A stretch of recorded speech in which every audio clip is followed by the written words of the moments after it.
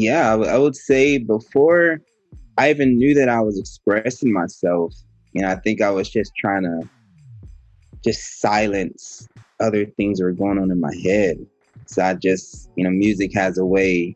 I started with playing the trombone before anything else. I was playing the horn, and the horn, like when you play it, you can't hear anything else, man. Like if there was, if I was thinking about some things at home, if I was thinking about some things with some other parts of my life, if I played the horn, I just couldn't hear it no more. So I just got so used to numbing myself, with music, and just I remember I would go to like 2 band practices at school. Everybody, why you go to 2 of them? I just don't want to go. I just want to go to this stuff, man. I would be skipping classes just to go to that stuff because I just really just started really just alleviating myself with music, and because I don't think I understood, at that age, the thought of like expressing myself. I just found something that was numbing me, you know what I mean? So I think we all find the little things that numb us, and then if we can find the healthy things that numb us, then we can continue to do them. You know what I'm saying? But that's really what it started at. And then with time, I just got better at it. And so of course, as I got better, I just want to continue to get better. And I probably didn't actually start writing songs.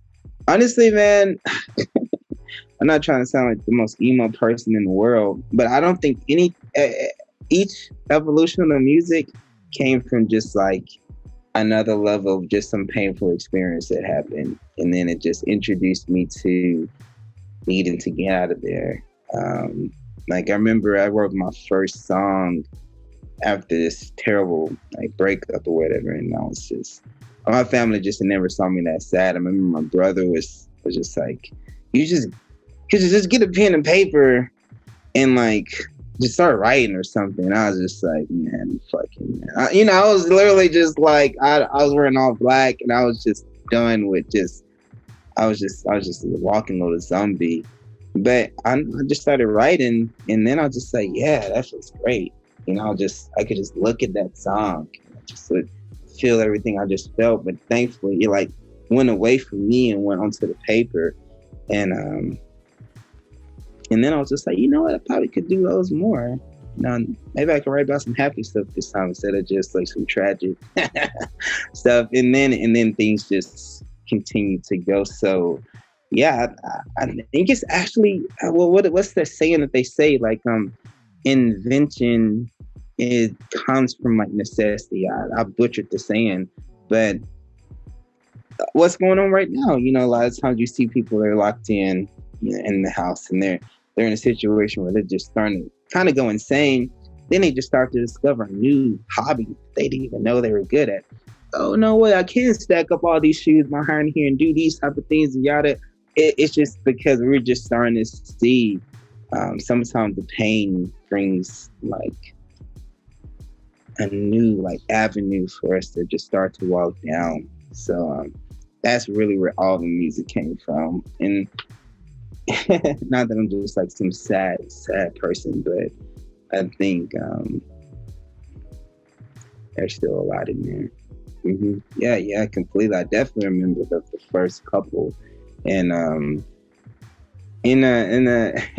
think when I listened to them the first time they did, they're quite terrible, but I knew I would still listen to them over and over again just because it was my voice. And what I was wanting to be said was being said, and I just thought it was so cool because I can listen, I can go through my days and I'll sit back and listen to like some of these people I look up to, like Fela Kuti, Bob Marley, so many other people, and I can just kind of just dose myself with their music. So I thought it was so cool that I could just put my own earphones in and listen to myself, even if the sounded terrible, the engineering, the mic, I was peaking on every single thing. I mean, it's just crashing every single thing, but at least like it was like something I could put in my own ears. But I know just from those first ones, I knew I could get better. I had confidence. So I was just like, that's just how everything is. Everything I've ever seen. I got a daughter, right? And I remember watching her learning how to walk. And imagine if a parent, while we were watching our kid learn how to walk, after like so many tries, we were just, all right, that's enough, no more of that. What? No, you're gonna allow that kid to learn how to walk until they learn how to walk. It's just until they get it. And so I really have taken the same approach with this music stuff. I mean, the best stuff I've ever recorded has not been done yet, and it's just up to myself and my team now for us to get there. Because I can only get better. And it can only become just more authentic. The records can only connect with people even more. If I was able to record everything that was in my head, and I had all the resources at my hand, I truly believe it would be something that would touch so many people. So it's been for sure an experience. I would say the biggest thing for me recently was just allowing myself to just create the type of music that I create. Because if you listen to the typical song that's on like your hot radio station, I don't think it really is going to be Messenger. They're not really playing that type of music. So that was something that bothered me for a while. So I was experimenting with a lot of other songs, trying to sing, but just trying to make some music that we listen to now. But it just, I think it happens to be, I believe, if everybody's kind of close to how I am, there's the things that are just the most authentic. Whether it is that type of music that we're listening to now, or I just went through like a whole thing of just listening to Nina Simone, just going through her stuff, and it's just, the authenticity there, it's just unmatched. So even though that was recorded years ago, I could still feel what she was saying, and so. Yeah, I do believe that's what was placed into that Messenger song, and if when we make it and we put together the CP, that's what you're gonna feel as well. It's just gonna be just pure authenticity, man. You're gonna know that like, okay, you really are looking at this man named Akoma, and this was some of the stuff that the creator placed in him to place in this record, so that it could be placed into me. You really will be able to see that. And now we just got to make it to it. We got to make it to that destination. They said people will remember what you do, and they'll they'll kind of remember what you say, but they'll always remember how you make them feel.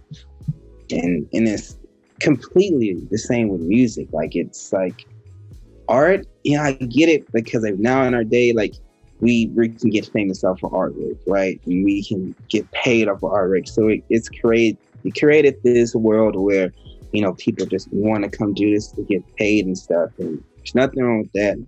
I need to pay the bills just like everybody else. But I think some of that truest art, it's almost like transcendental in the way that it ascends us, and it gives us this peak past ourselves into like this other world where, either we're accepted over there, we're understood, or we're just healed over there. Like, I remember the first time I saw like a Basquiat painting. I never got to see it in person. This is just over like a documentary, and I'm like, yo, man, like this is more than a painting, bro. This is some stuff that's like, it's almost prophecy in front of us.